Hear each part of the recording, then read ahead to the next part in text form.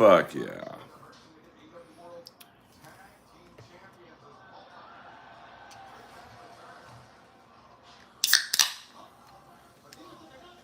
Skakel in the house.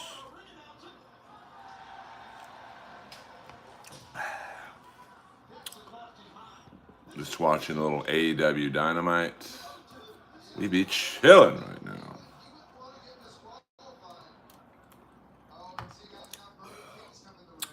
Hope you guys are doing well.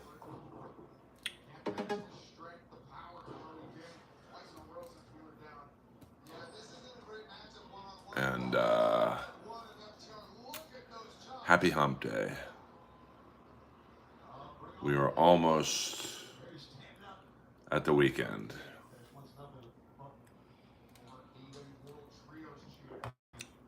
It is a hot one in LA, baby.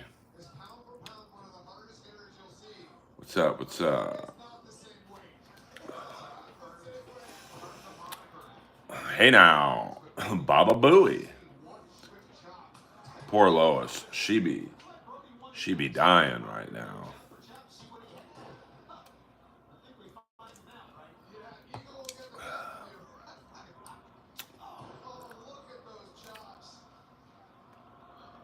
G'day, Shandy girl.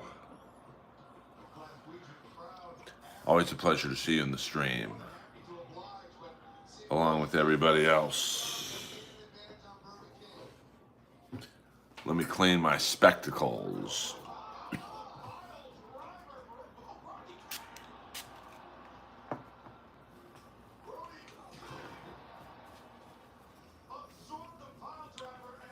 AEW's in Scotland tonight.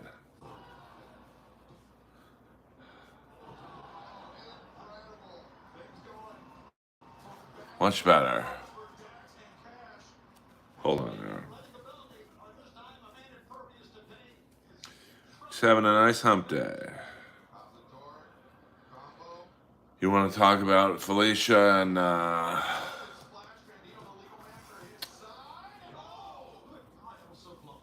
Karmic X and Pat Dixon? You're gonna have to go to another stream for that shit. Unless you want to pay me for it. Hey,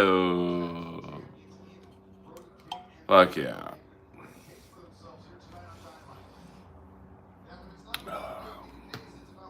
We try not to dabble in here. What up, Queen On?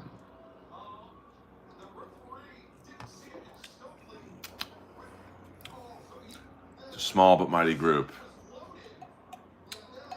in the dabble land that come in here.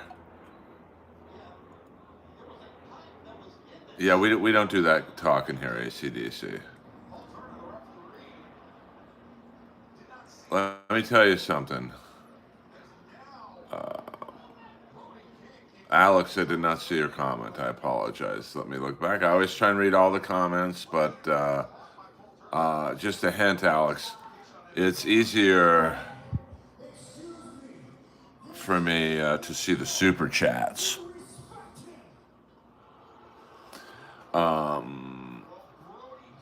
The energy drink is Ghost Electric Limeade.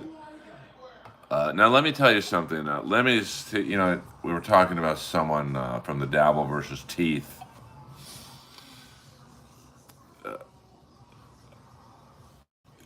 Lemmy, his bridge would never hold. Oh, that's a good idea. Yeah, the Shane don't. So the problem when you have rotting teeth is, you just it's tough.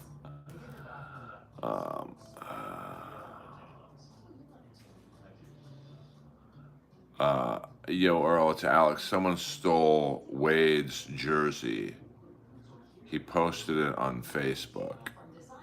Blues jersey. Well, you'll have to give me the details. I'm not sure what you're talking about. Yeah, I mean, it helps to, which jersey and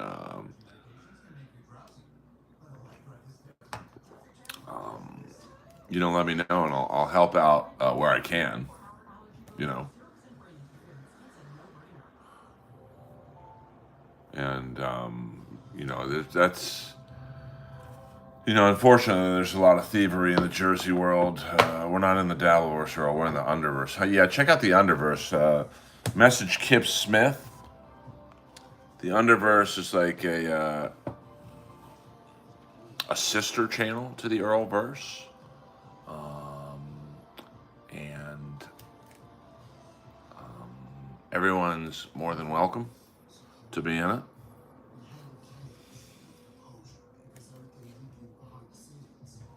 We welcome all people in the Underverse, if you don't mind.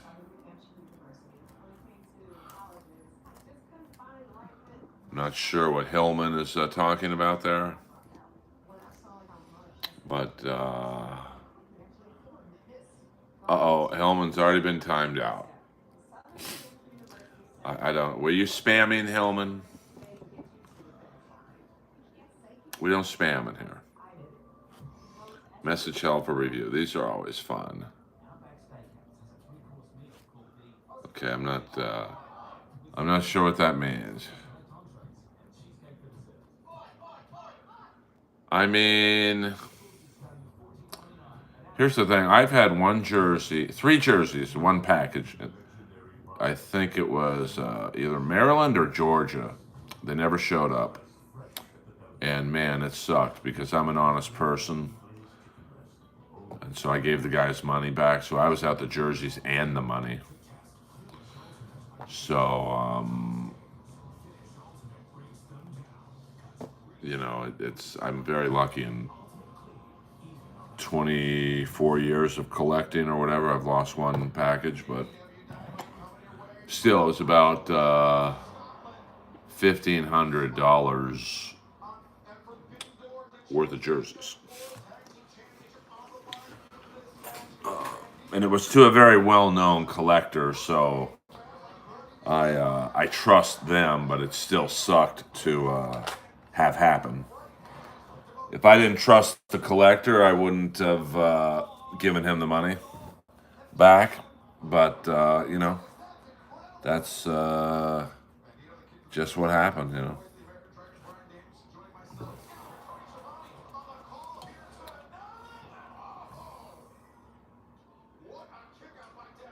So I'll message him. Oh yeah, Wheels Parisi. I invented everything. Check out Days with Jordan the Lion. I will be seeing him in October.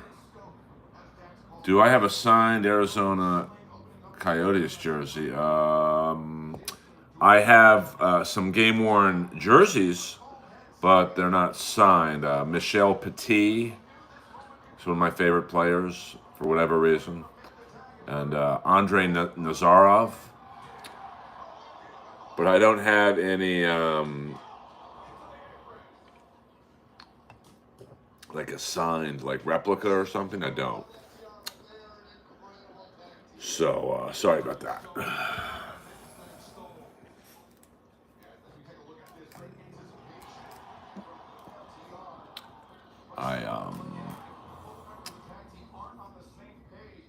I don't really collect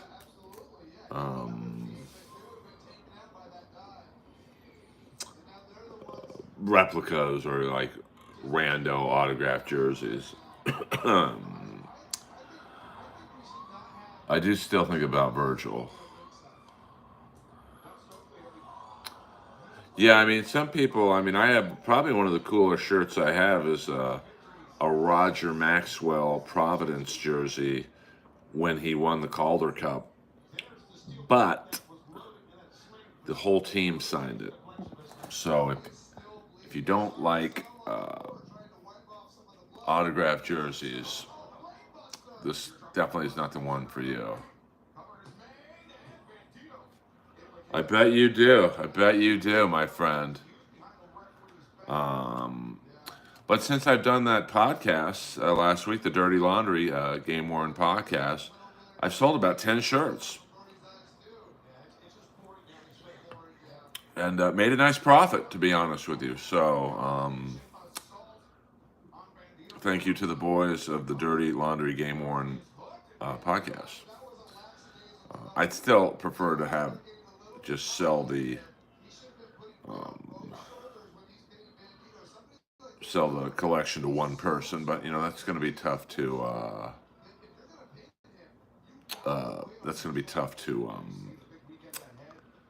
find someone who has $300,000 or $400,000. I sold. Let me see here.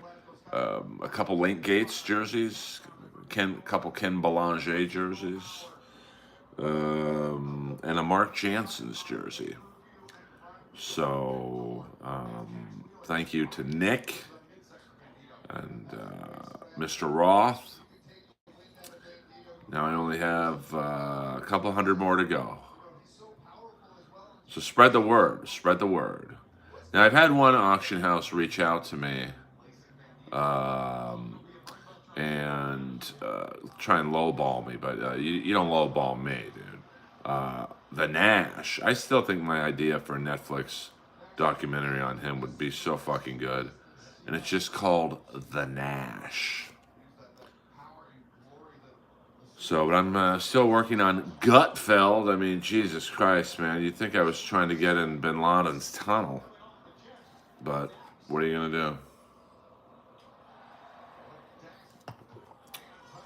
do? David Lee Roth. He's looking a little shaky these days, Diamond Dave. But, I still, he never really sang the songs. He talked the songs. I mean, I can't imagine it's taking this fucking long. So let's all tweet at Gutfeld. Let's just get a grassroots campaign going. I mean, it's embarrassing. I've got to ask for people to tweet at Gutfeld to get on this fucking show. I've seen some of the people he's had on the show. They're fucking horrible. God damn. Yeah, that's crazy. I mean, but that was 80. What was that? It's probably my favorite. By the way, Jordan, you'll like this shirt. I'm wearing it.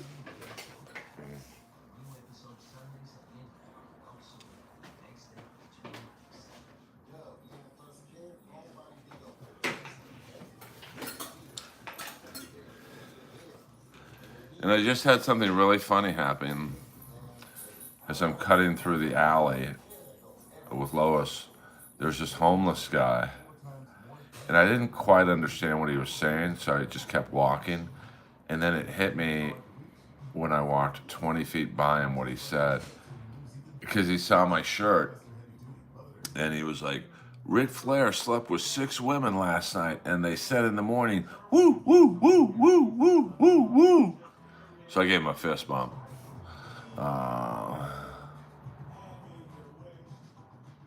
I know, it's just like, come on, you had Zhao Ying Summers on. She was horrible. Chrissy Mayer was not good on it. And I don't mind Chrissy, but like,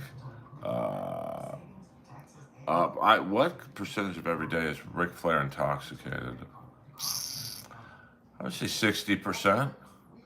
I mean, put it this way, when I met him, and Jordan was with me, I believe, backstage, at 2 p.m. he walked in with 2 drinks in his hand. And when I said goodnight to him at Tootsie's at 2 a.m., he had 2 drinks in his hand. So he goes hard. That ain't shtick. That's what I hear. That's what I hear. I can't imagine Ric Flair is at that point of his life where he's making doo-doo in his pants. But, it happens. It happens. Hey, hit the like and subscribe button. I mean, I'd still rather talk about Ric Flair shitting his pants than the latest love triangle in the Dabbleverse. You got to give me credit for that. I could sell out. Or I could snipe the BYB guys right now. By the way, you guys know how loyal I am, so I will always be loyal to Quadfather because he was the only one out of all these fucking yo-yos, him and Tracy Carnazzo, who showed me how to get monetized on YouTube. So I will always have love for Tracy and the Quad Father.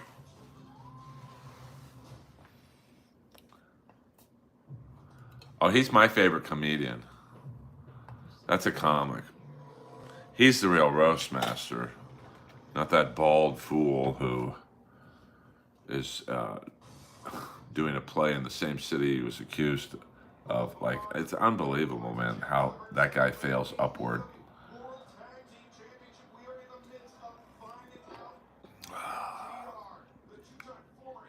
100% William Zoom. I'm gonna message him right after this.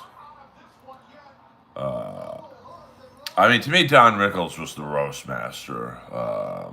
Gilbert Gottfried to me got old after a while. You know, like 10 minutes, I couldn't really take anymore. But you know, damn, Brody Lee got no Brody King, that is.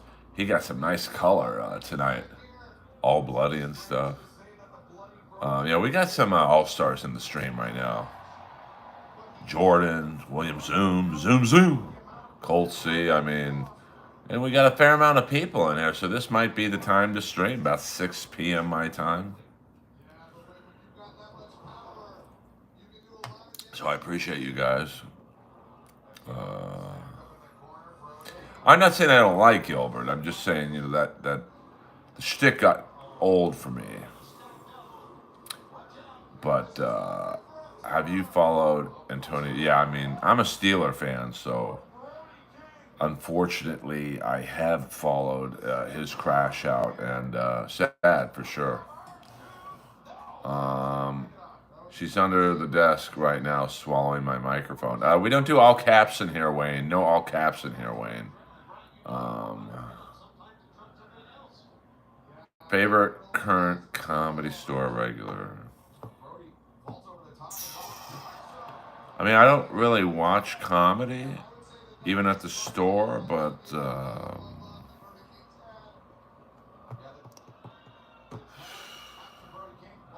be honest with you, I don't really have one. I mean, Eleanor, I guess. I mean, I liked Gilbert Gottfried when he was on the Hollywood Squares with Daniel Carver.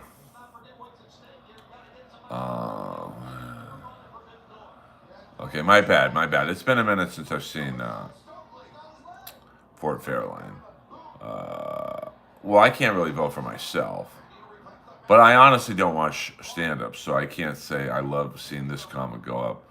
I mean, Don Barris is really the only one I watch, just because usually I'm done, so I'll go in the other room. And oh, we don't ban anyone in here, except if you do the N-word tower. That you get a little dicey with, to be honest with you.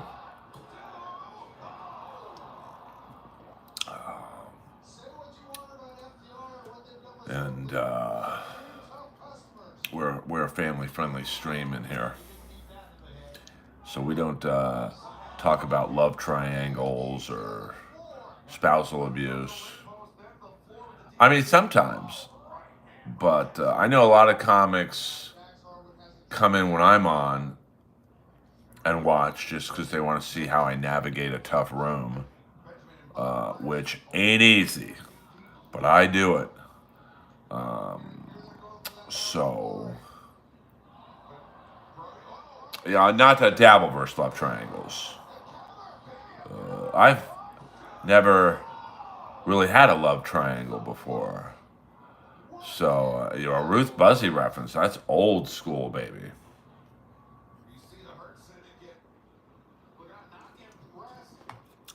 I'm kind of hoping Brodito wins this. I'd like to see Brodito against the Hurt Syndicate. I mean, I don't have the energy for a love triangle, to be honest with you. It's not something. I mean, I've been in gangbangs. I guess that's a love triangle. Hello. I mean, will the Steelers win a playoff game? I don't know, man. I mean, I'm comfortable with Mason Rudolph in case Rodgers goes. You got to figure Rodgers is going to get hurt. He's already banged up. He hadn't even played in the fucking game yet. So wait till that first game of live action where guys aren't holding up, rushing him. And, how's he going to build chemistry with fucking Metcalf if they're not playing in a live game? Have you ever performed at the Tampa Theater? No, I have not. What up, Harsh? I did not go back to the weed and lube store. What about comedian Gallagher? Not a fan. But that's not, when I say I'm not a fan of someone, I'm not saying they're not good or whatever. I just, I don't find a lot funny, to be honest with you. So, you know.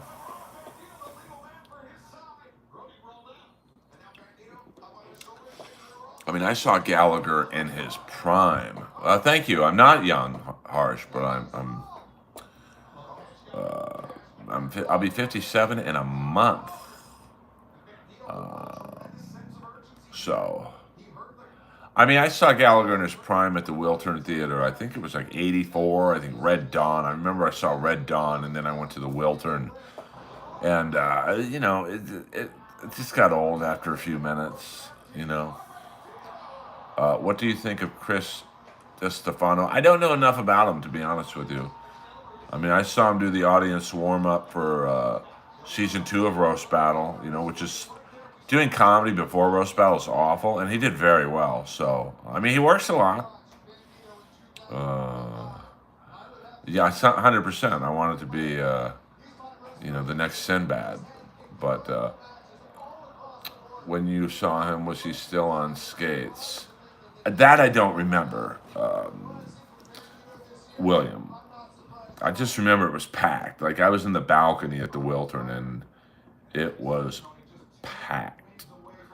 But, he had a nice run. And then, I'd see him. Jordan might have seen him as well at the Comedy Store, where he was, just look. I think he was, like, asking people for money and stuff, and he smelled. And, it was just like seeing a haggard Tom Brady stumbling around a parking lot asking for free, tailgate food.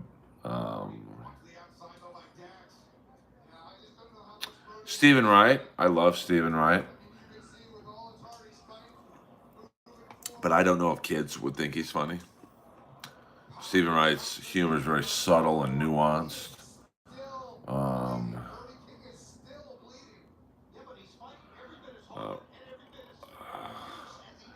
Listen, like, if Ross Incognito liked Gallagher, I wouldn't see Gallagher if I could walk up the street and see him at the Whiskey. But, I don't hate on him. Yeah, I didn't find him funny at all.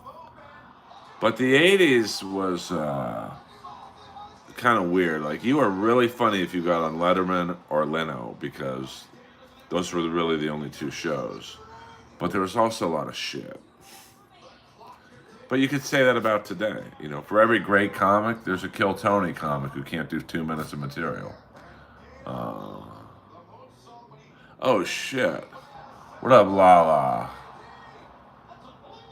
Oh, man. Well, listen, Lala, I don't know if you're into this, but the Click 5 is playing the Troubadour October 25th.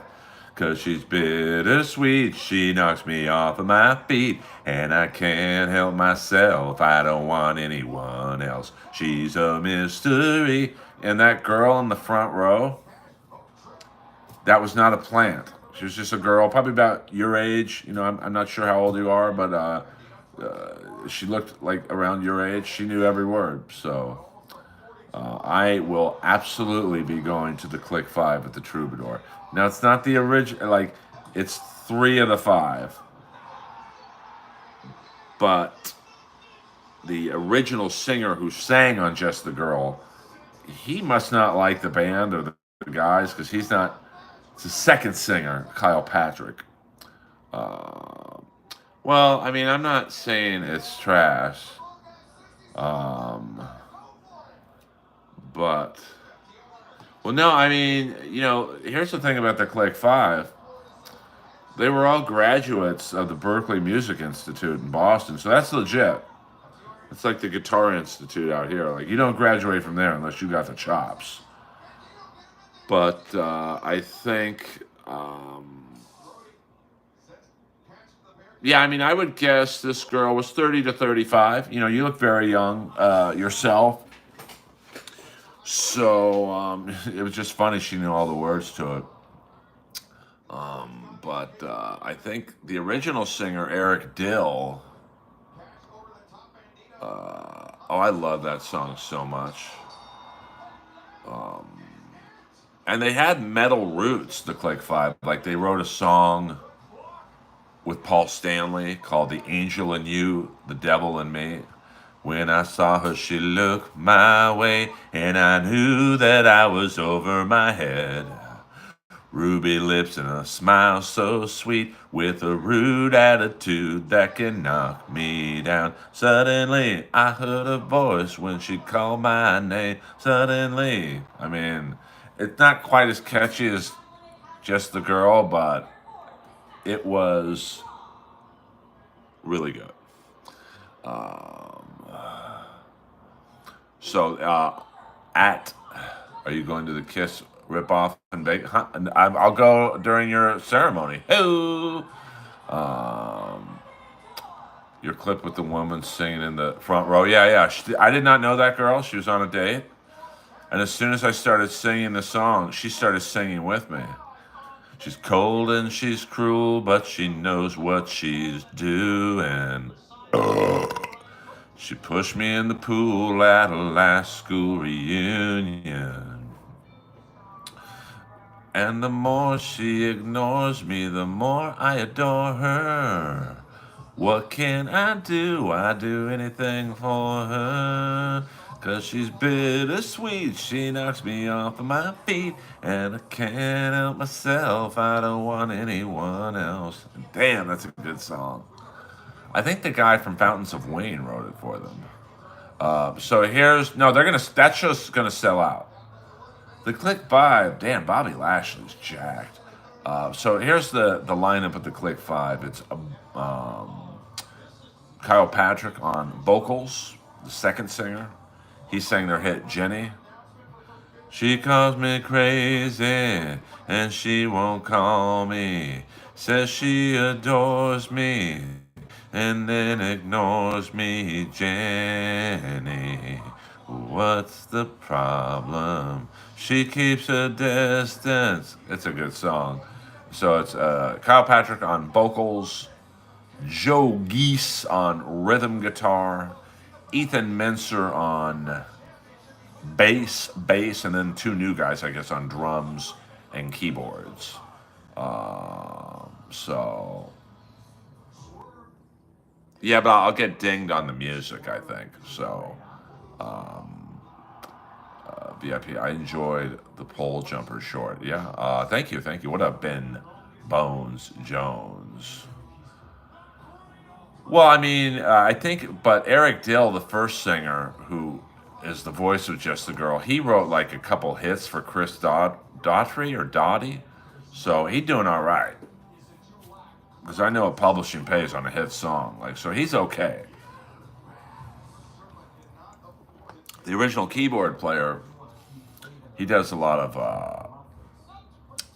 like he's like a music savant, so he does like soundtracks and like commercial jingles and shit. So he doing okay. I don't know what the drummer's up to, but I mean I don't listen to Chris Daughtry, but I believe Eric Dill wrote one of his hits. So you write a hit on an album that sold 3 or 4 or 5 million copies, you're doing okay. Streaming wise, you're not, but like publishing's where it's at, baby. Yeah, but back then it was when Chris, this record came out. Like back then it is. Now it means nothing. You got to stream like, I think Snoop Dogg said you got to stream like something like 1 million streams to get like $10,000 or something crazy like that. And who's streaming 1 million streams? Very few people. I mean, Taylor Swift is probably the only one that's, making the money, honey. I don't hate on her. Hey, hit the like and subscription button, will you? While we break down the music stream. Well, that's the thing, though. They weren't really the hit makers. It was Desmond Child who wrote the songs for all the American Idol winners. So he's the hit maker. I mean, Desmond Child's making the money, honey. I mean, he's been writing hit songs since I Was Made for Loving You by Kiss. So,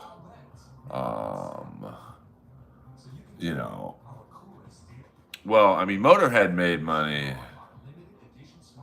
given up. I don't know that song, Kip Smith. I mean, yeah, I bet you will, Lancaster, you butt pirate. So, I mean, that's where the money's at.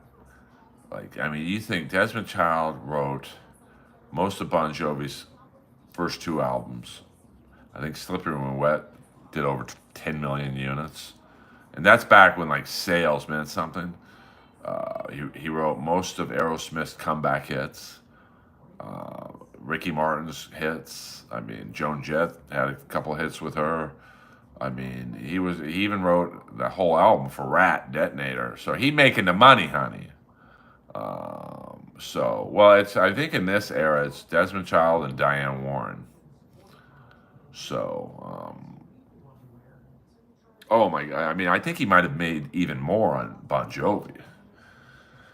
And I hear he's like a real fucking Snake Plissken on the publishing. Like, if he even just changed one word in a song, he gets full publishing.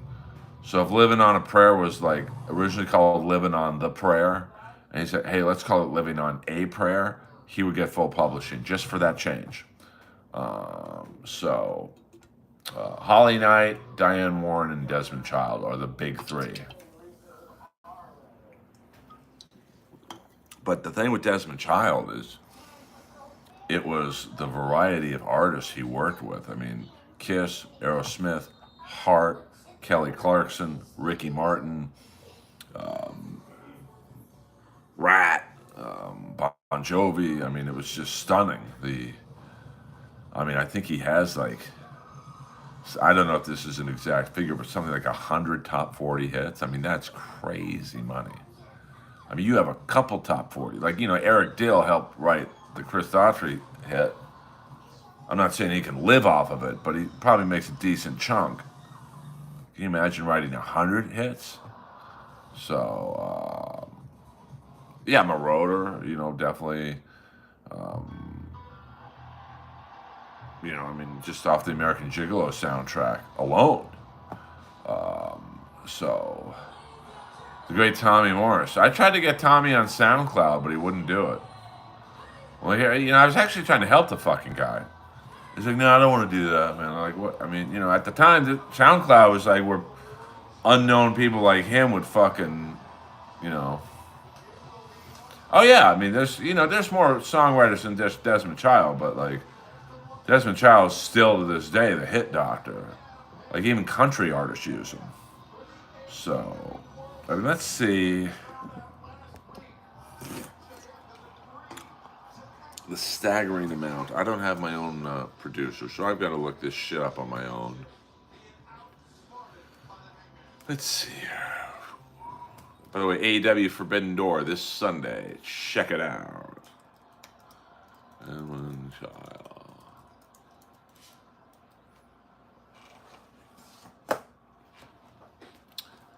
All right, let's just see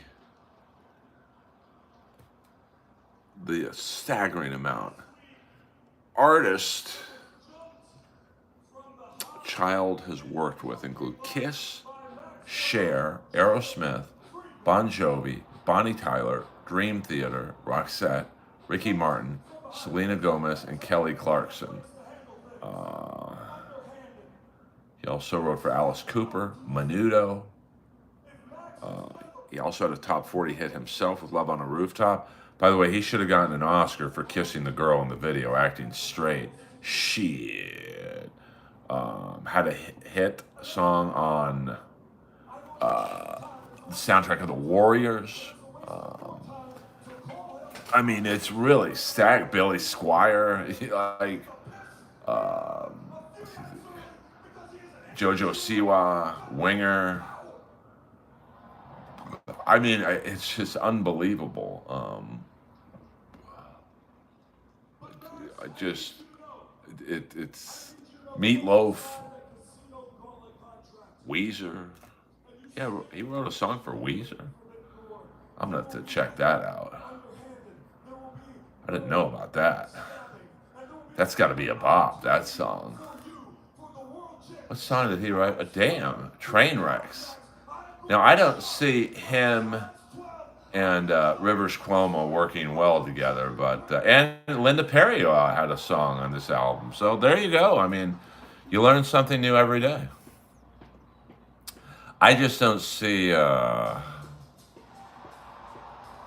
I don't know, just Rivers Cuomo and Desmond Child working well. Did I see Chicken Man in here?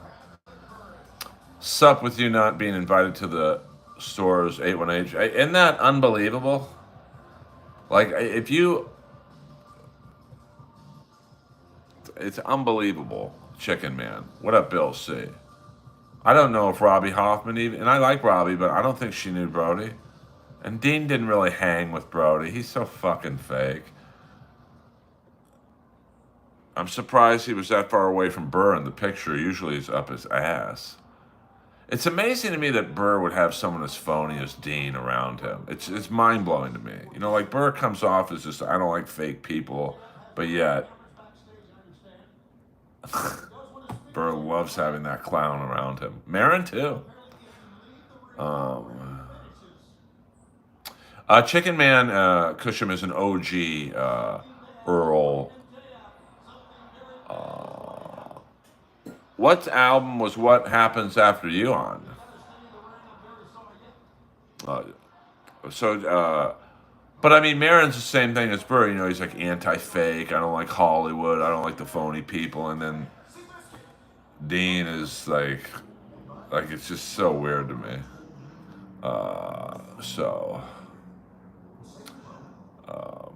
I never have heard of either song, but I'll listen to it. I mean, I'm curious to see what a collaboration between Rivers Cuomo and Desmond Child would sound like.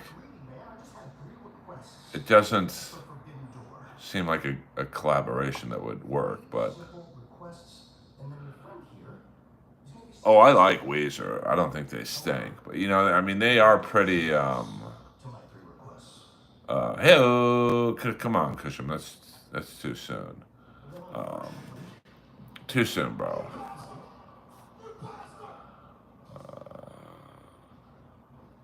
What happens after you? What album is What Happens After You on? KB was one of the first comics to call out Burr. I mean, I like Burr. You know, he's always cordial with me, but it's just funny to me that he's so like anti-fake and anti-phony, and literally has the phoniest person in LA comedy around him at all times. I just don't. That's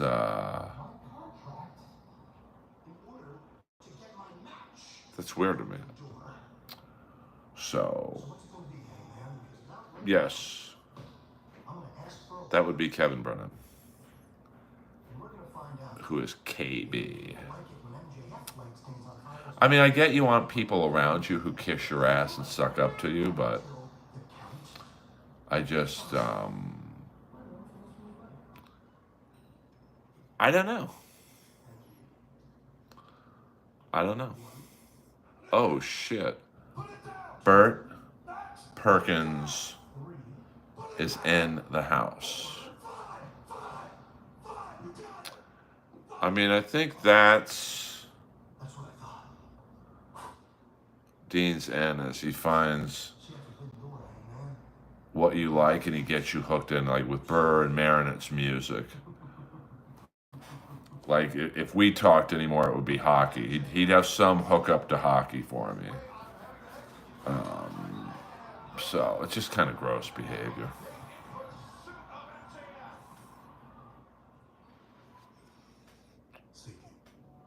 It's good to see you, Bert Perkins.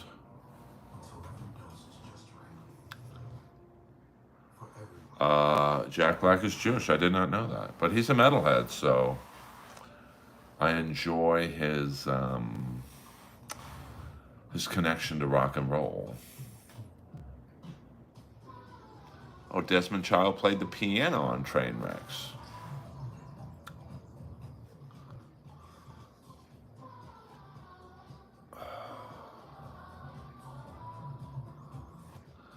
I mean, I don't know if I'd say he's painfully unfunny. Is he the funniest guy in the world? Yeah, I don't know about that, but I don't know what that is. Killers, kill it. Sorry about that. But I'll tell you what I do know is you should hit the like and subscribe button. I liked Jack Black and like something like Cable Guy, where he wasn't like the star. He was just now he wasn't in it that much, but can't believe Jack Black beat out Stuttering John for School of Rock Roll. Yeah, I mean that's a fact, Jack. I think we're all in a state of shock there. Damn, it's hot here. Elton John sucks on the organ. Hey-oh, boing, boing. I only liked him in The Jackal.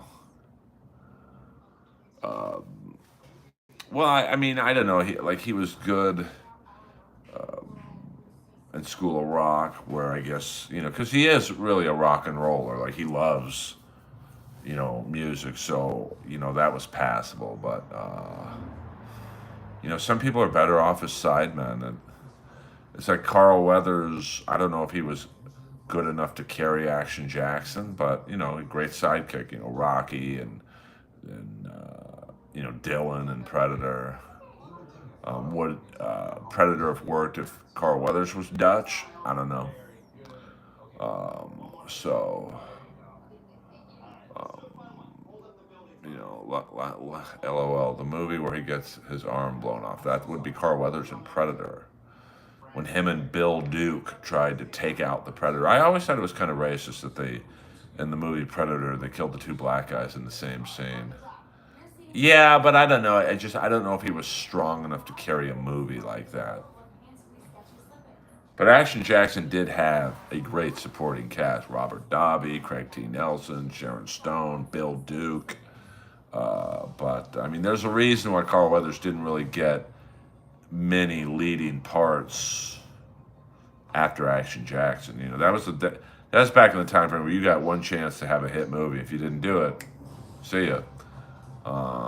He begged for like 10 minutes for permission to use Immigrant Song on School of Rock. I bet he did. Yeah, I mean, Craig T. Nelson, that guy's been around since what, All the Right Moves? When he was the sadistic coach. And the creator of Coach, he owned the Long Beach Ice Dogs, the hockey team. So I'll always have love for Coach. Yeah. I'm wondering if, before he kind of left the business, if Thomas Ian Griffith tried out for some of the roles Craig T. Nelson got. They kind of had a similar vibe.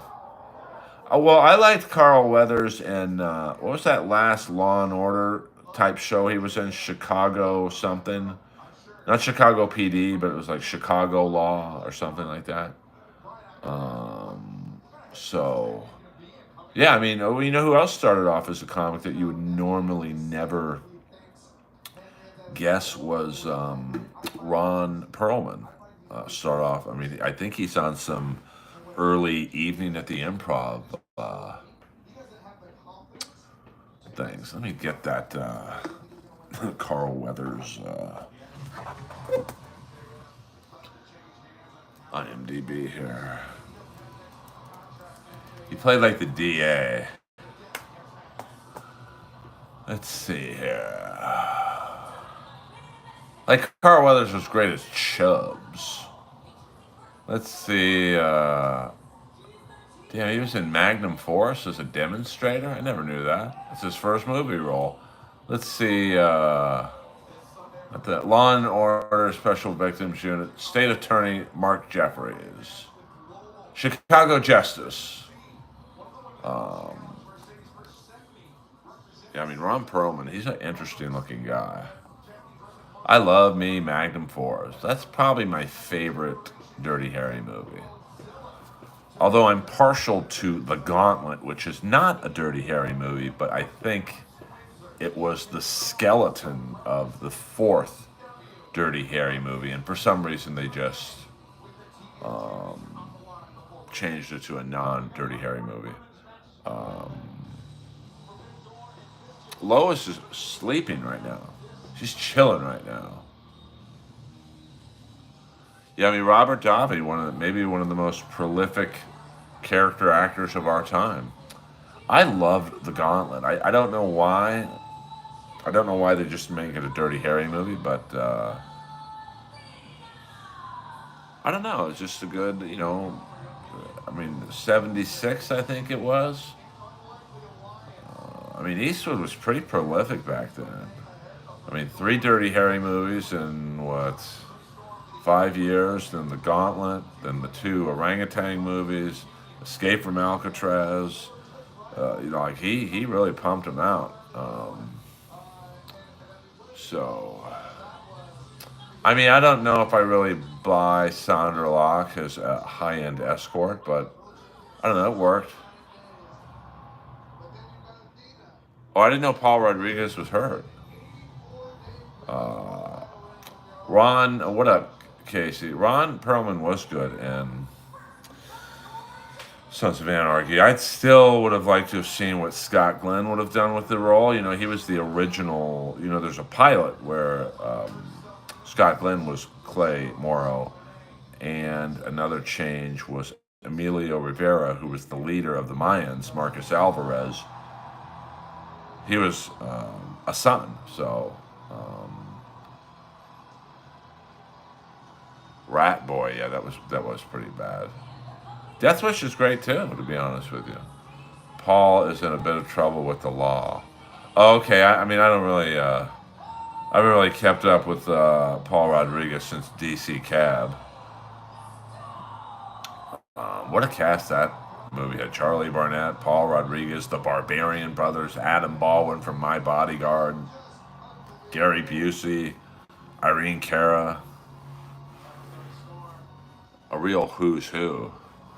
I saw Bill Maher once at the Comedy Store, and he was like loitering just because he wanted people to know who he was or whatever. And I just walked up to him and said, "Hey, I loved you in DC Cab," and I just walked off. When are you gonna see? I think it's August 30th. We're just talking about life, baby.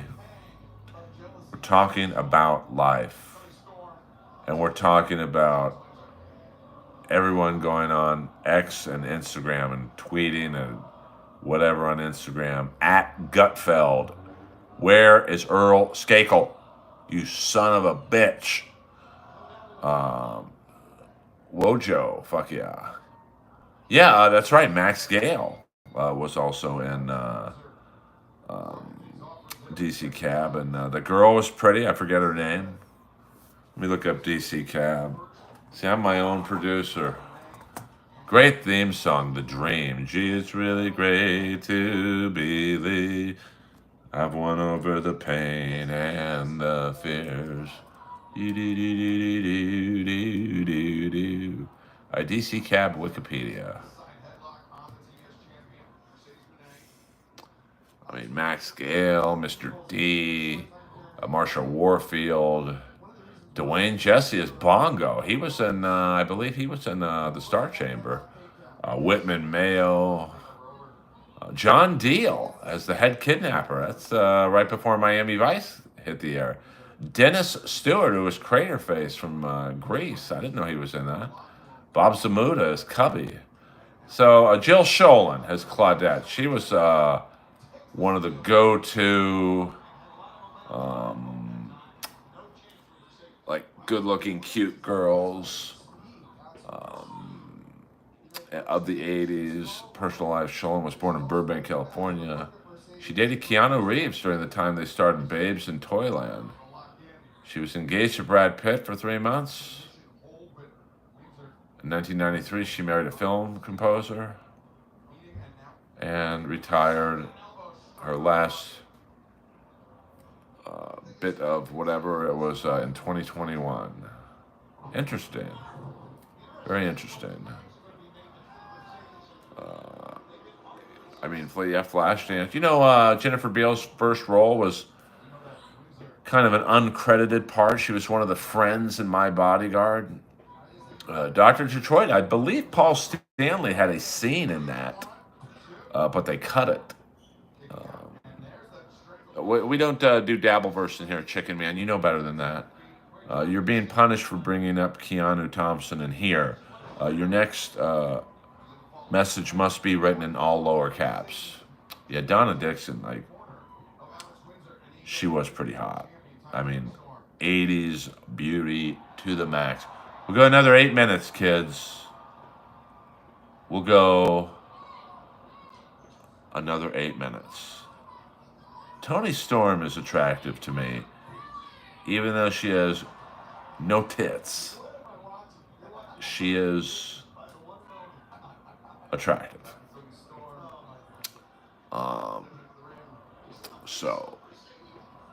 Let me see. Jill Schoen.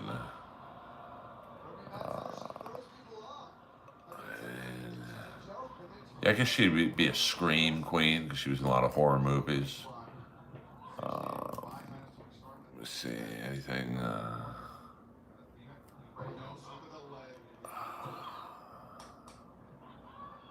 Gary Busey performed "Why Baby Why." Wasn't that a Tommy Two-Tone song? Why baby why? Why can't I see you? Bring back the 80s. I know 80s were really a magical time for movies, music. I mean, the music of the 80s was just like, I mean, it wasn't just 80s metal. It was, you know, new wave, punk, glam, classic rock. I mean, just, I don't know, man. I miss it. I mean, the Sunset Strip. I mean, you can drive down the Sunset Strip any night now, it's dead. All the clubs are pay to play. Really just, I feel like my parents when they used to tell me about how great Elvis was. I'm like, great. You know, they couldn't show Elvis below the waist because of his moves. I'm like, Mom, I just watched Tawny Katane do the splits on a Jaguar. I'm pretty sure they almost showed her pussy. That's cooler. We don't talk about Shuli in here, Dominic. Let me go. This is, you know, I'm about to end the stream in 5 minutes. I'm gonna direct you guys to someone else's stream. Let's see who's streaming right now, so you guys could just hop right back. You can go on the BYB project. I know I've got 16 people in here. They've got 62 people. That makes me want to quit the business, to be honest with you.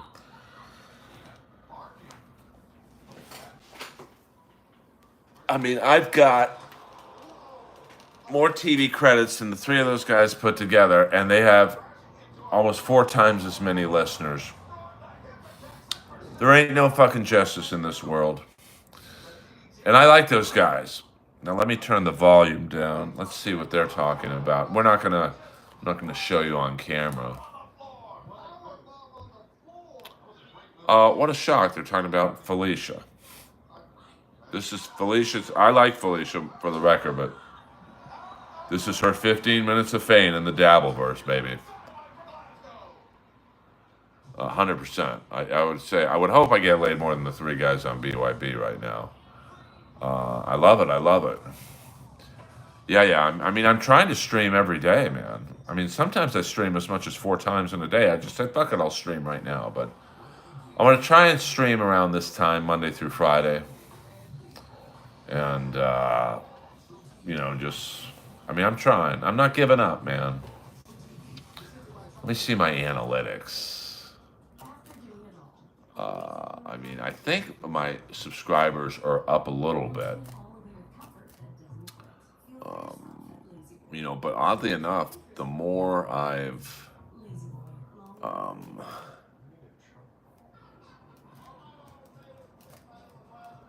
the more I have, I don't know what's going on here. The more I live stream, my views have gone down. So I'm trying to put up more shorts. No, I know, but it is, I do like the analytics in terms of like subscribers. I mean, I think I was per cycle, I was, in my prime, I was getting about 300 subscribers a month, something in that range, 250 to 300. And then I literally took 3 days off, 4 days off, and it went from 250 to like two. So that was a valuable lesson of how quick the algorithm can turn on you. I've seen a few clips of her doing stand up. I laughed. Now I don't know what she's like in terms of like the whole 15 minutes or 20 minutes, whatever she's doing, but like I don't know. I thought the few jokes I heard her do were well written, and I don't know. No, I mean I took off like I don't know, 3 to 4 days maybe. I think, William, and then yeah. I mean, for those of you, I'm in talks to be a AEW consultant on a new wrestling podcast. So keep on the lookout for that. I mean, I'm trying everything I can. Bill C, $2. Zap me, Earl. The '80s were awesome.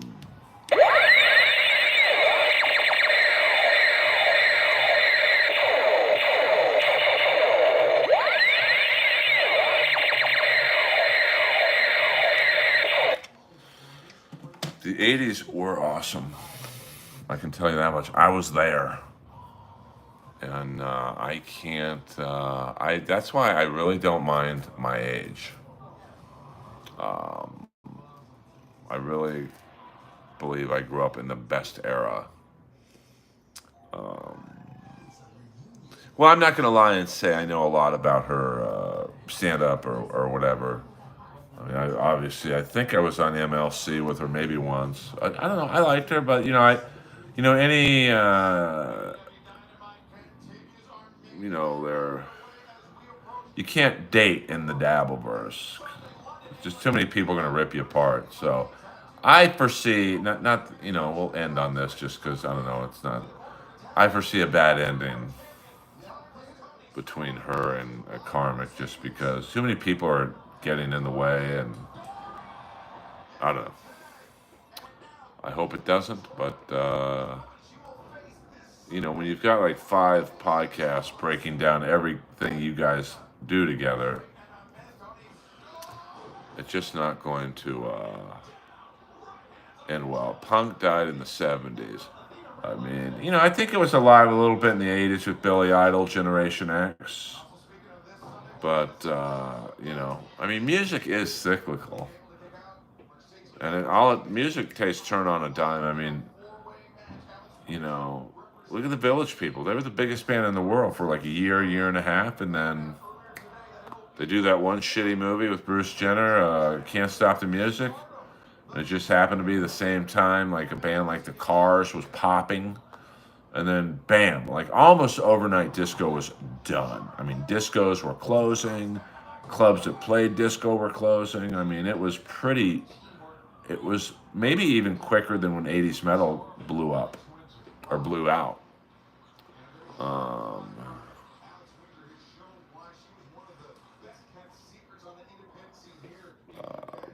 so it's a work. I mean, I don't think it's a work. I think they're just two horny people fucking. But when they're kind of going online with it, then that's why I don't do anything with like Chad anymore or whatever. Because I would love to do the football show with me, him, and Ken. Because it was fun for me. Because I like those guys. I like talking football. But I'm not doing that shit anymore. You going to drop some Dabbleverse terminology on AEW pod? Hack, that's a fact, Jack. Maybe, who knows? I mean, what? I follow the stink. I go where the stink is, Chicken Man. Oh, it's just sleeping. It's very hard. Very hot. I was never really a hardcore punk guy. Um, like Fear, I just never got into them. But I like Lee Ving and the Wildlife. Hey, hey. So, all right, you kids, you can go now to the BYB podcast. Enjoy yourselves. Um, well, I did love the football because Ken knows his football. I mean, I think Chad knows football.